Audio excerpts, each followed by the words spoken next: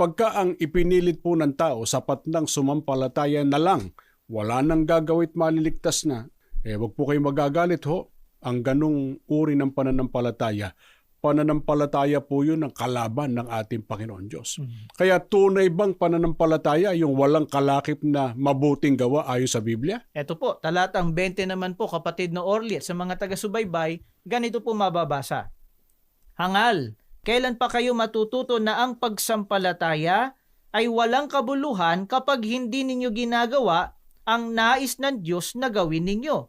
Ang pananampalataya na hindi nagbubunga ng mabubuting gawa ay hindi tunay na pananampalataya. Nilino po ni Apostol Santiago, kapatid na Orly. Ang sabi po niya, ang pananampalataya na hindi nagbubunga ng mabubuting gawa ay hindi tunay na pananampalataya. Ano katumbas no pagka sinabing hindi tunay? Ang sabi pa rin po sa talata, ito'y walang kabuluhan. Kaya yung pananampalataya na walang gawa, bukod sa falsifikado o peke, sa madaling intindihin salita, wala pang kabuluhan. Kaya lalakipan ng mabuting gawa. Pero alin yung mabuting gawa? Yung bang mabuting gawa lang? Batay niya pa rin sa talatang binasa mo.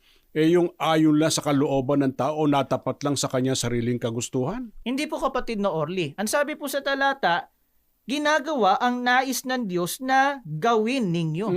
Kaya kung ano ang gusto ng Diyos na dapat nating gawin, yun ang dapat nating gawin, udyok ng pananampalataya.